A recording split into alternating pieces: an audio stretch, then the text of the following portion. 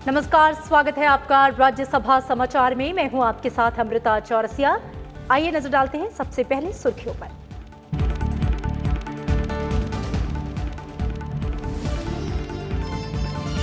किसानों के सशक्तिकरण और कृषि सुधार के लिए ऐतिहासिक 2 विधेयकों को संसद की मंजूरी।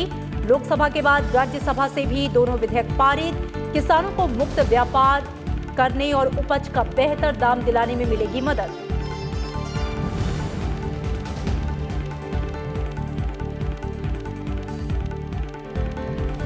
कृषि से जुड़े विधेयकों पर केंद्रीय कृषि मंत्री नरेंद्र सिंह तोमर ने दिया चर्चा का जवाब। बताया किसानों को स्वतंत्रता देने वाला विधेयक। कहा बिल से किसानों की जिंदगी में आएगा सकारात्मक बदलाव। फसल की सरकारी खरीद और न्यूनतम समर्थन मूल्य जारी रखने की जताई प्रतिबद्धता।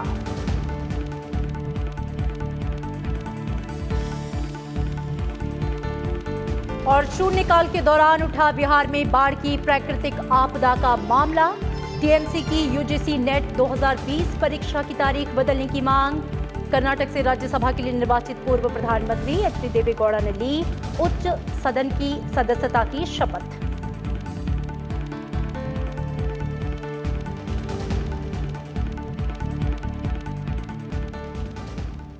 किसानों के सशक्तिकरण और कृषि सुधार के लिए ऐतिहासिक 2 विधेयक लोकसभा के बाद राज्यसभा से भी पारित हो गए।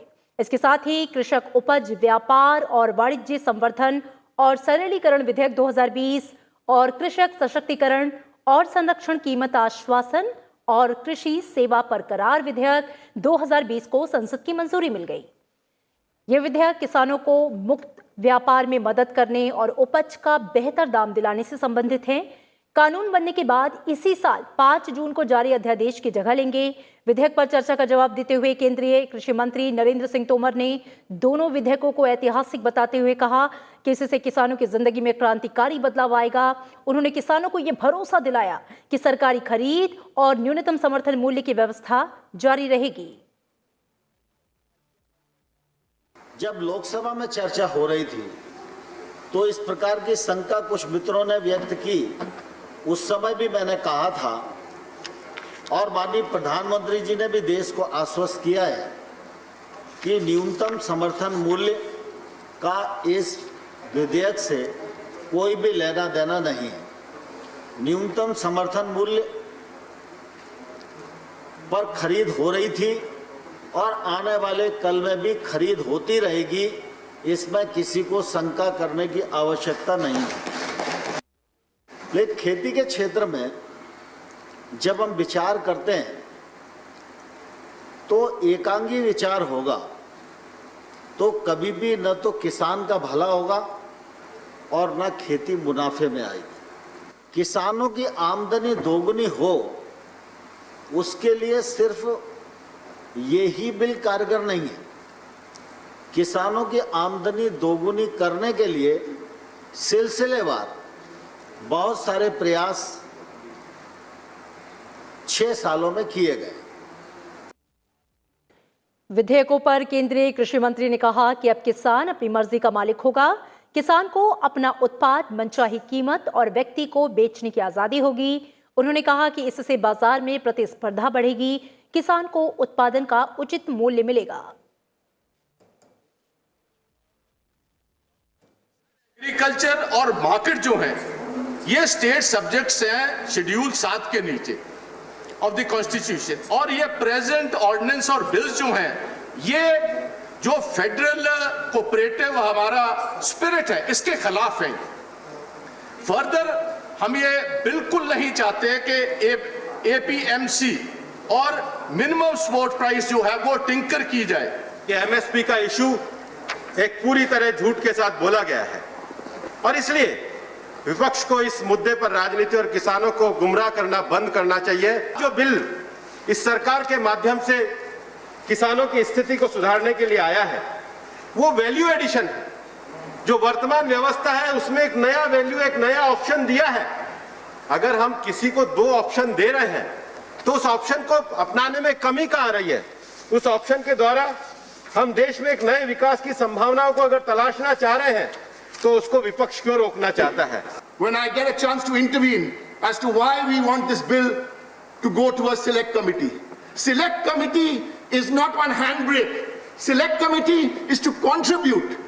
I want to leave the BJP. I'm going to move the select committee. क्या आप इसकी गारंटी देते हैं कि किसान की मनचाही कीमतों पर कौन मूल्य मिलेगा? मनचाही कीमतों पर इस शब्द पे जोर दीजिए आप। आपने कहा था शुरू में इंट्रोड्यूस करते समय इन बिलों को, ये नहीं हो सकता है। सब लोगों का एप्रीहेंशन जो एपीएमसी वाली बात है, मैं आपको बताना चाहूंगा कि बिहार हमारा पहला प्रदेश है।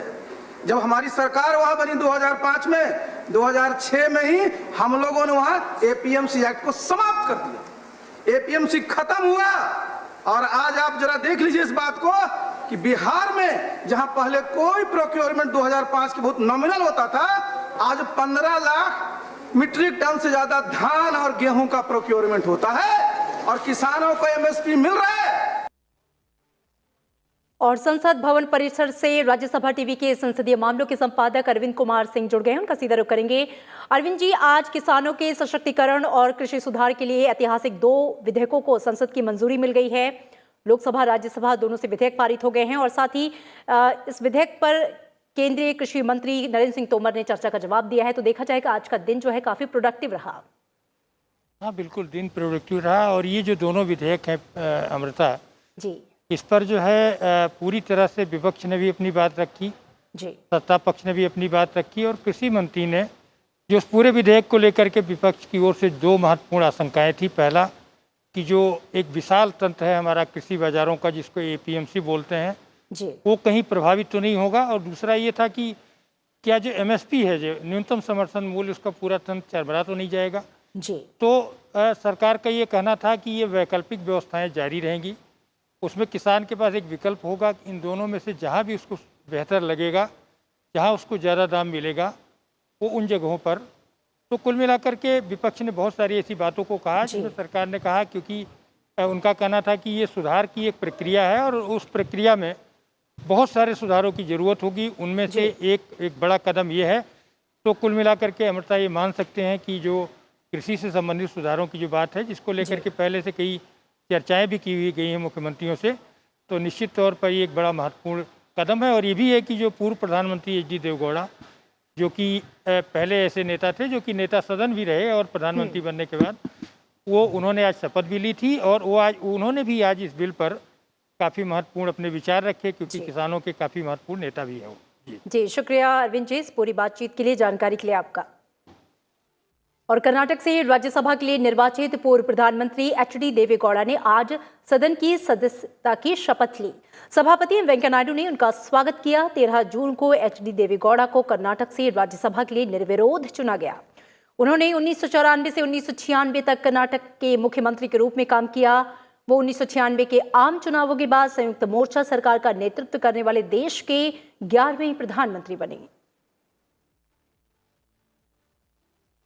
ಹರದನಹಳ್ಳಿ ದೊಡ್ಡೇಗೌಡ ದೇವೇಗೌಡ ಎಂಬ ಹೆಸರಿನವರಾದ ನಾನು ರಾಜ್ಯಸಭೆಯ ಸದಸ್ಯನಾಗಿ ಚುನಾಯಿತನಾದವನಾಗಿ ಕಾನೂನು ಮೂಲಕ ಸ್ಥಾಪಿತವಾದ ಭಾರತದ ಸಂವಿಧಾನಕ್ಕೆ ಸತ್ಯ ಶ್ರದ್ಧೆಯನ್ನು ಮತ್ತು ನಿಷ್ಠೆಯನ್ನು ಹೊಂದಿರುತ್ತೇನೆಂದು ಭಾರತದ ಸಾರ್ವಭೌಮತ್ವವನ್ನು ಮತ್ತು ಅಖಂಡತೆಯನ್ನು ಎತ್ತಿ ಹಿಡಿಯುತ್ತೇನೆಂದು ಮತ್ತು ನಾನು ಈಗ ಕೈಗೊಳ್ಳಲಿರುವ ಕರ್ತವ್ಯವನ್ನು ಶ್ರದ್ಧಾಪೂರ್ವಕವಾಗಿ ನಿರ್ವಹಿಸುತ್ತೇನೆಂದು ದೇವರ ಹೆಸರಿನಲ್ಲಿ ಪ್ರಮಾಣ ಮಾಡುತ್ತೇನೆ.